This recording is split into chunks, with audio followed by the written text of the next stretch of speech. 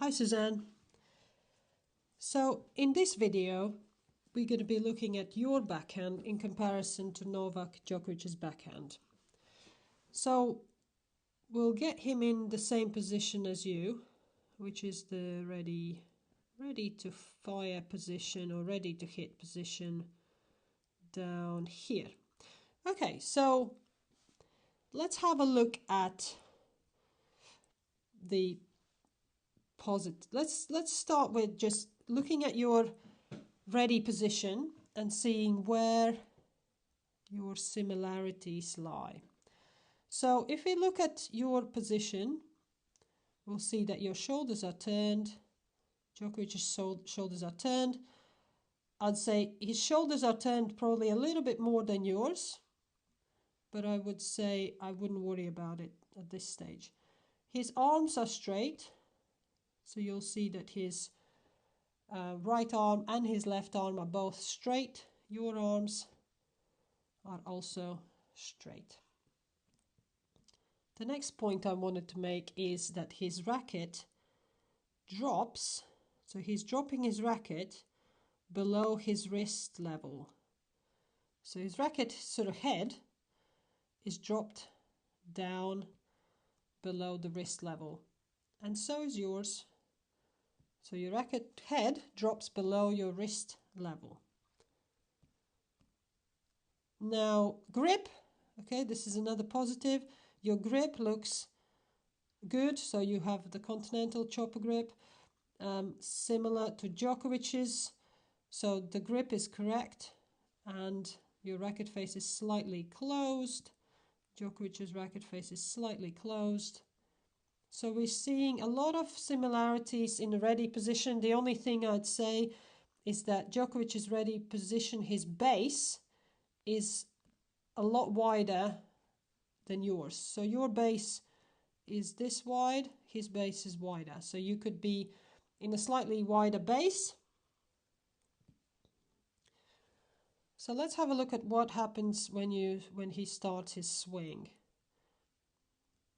So as he starts his swing, you'll see that he maintains this racket drop. So his racket head is dropped below the wrist. His arms continue to be straight throughout this phase. So now let's have a look at so the ball's coming. So you are also maintaining straight arms, and your racket head is maybe slightly below your wrist or maybe the same level. So you could maybe drop your racket head down just a little bit more to create a bit more topspin, a bit more sort of height on the ball. You are probably, it looks like you are doing like quite a big step. It looks like you're slightly overstepping, you're slightly stretched. So you would want to be in a good wide base like Djokovic, but your step, when you're stepping, it shouldn't feel like it's sort of stretched. It should feel like it's a comfortable step, just a comfortable step forward, ideally. Like Djokovic looks comfortable like going forwards. You look a little bit overstretched. Then let's have a look at the contact point now. So when Djokovic contacts the ball, what we will see is the ball being hit out in front. So really out in front contact point, out in front of his body, away, quite away from his body.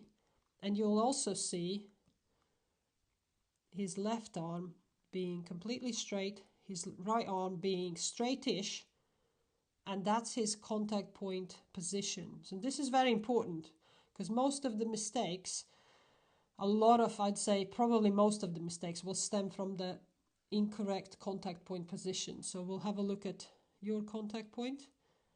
So you can see that when you contact the ball, you're getting a little bit closer. So can you see how your elbow is starting to bend? The contact point is not out in front, sort of here where you would want to be.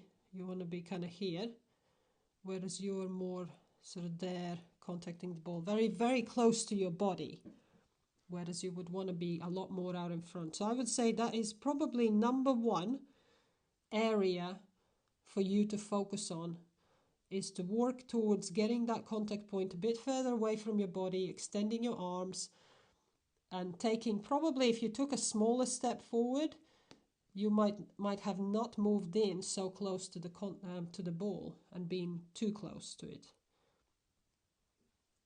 So now let's have a look at the racket face. So after Djokovic strikes the ball, you'll see that his racket face closes a bit and kind of, so it doesn't go up. It's just flattens, closes, and flattens a bit. So that means he's going to direct the ball straight ahead. Whereas if you have a look at your racket face after contact, is there. So you can see how your racket face is kind of facing up a bit and away to the right, whereas you'll see Djokovic's is more straight, more direct. And now let's have a look at that follow through. So after Djokovic has hit the ball, you'll see that he's going to follow through and move his arms and racket forward and keep that arm straight for a very long time after the shot. And only after he's done this big forward swing, only then he's going to go over and around his shoulder. But you can see even here, his arm is still straight. His outside arm is still completely straight. And he's pulling that racket and the weight and the momentum into the court for a very long time before he then goes around and finishes over the shoulder here. Whereas in your case, it looked like you hit the ball and then you went a little bit forwards. So you went forwards from here to here.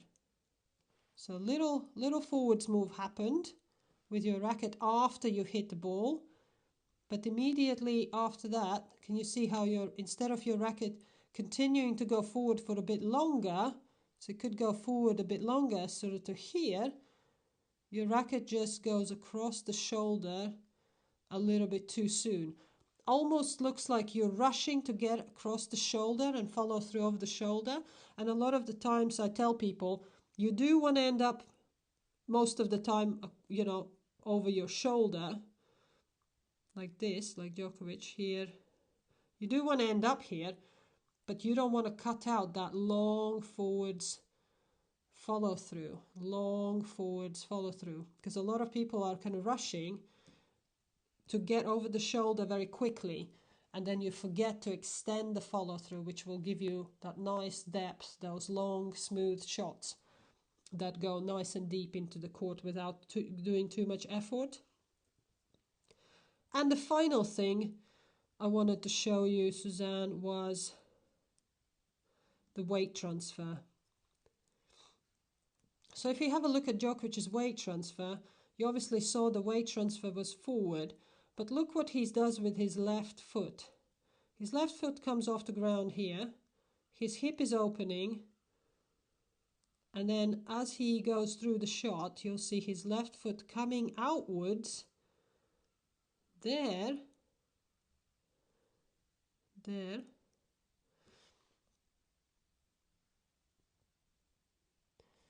and his hips are opening to the court. Yeah, so you'll see his hips quite open to the court, and he's literally has done all that rotation, not only with shoulders, he's not only rotated the shoulders, but his hips also came around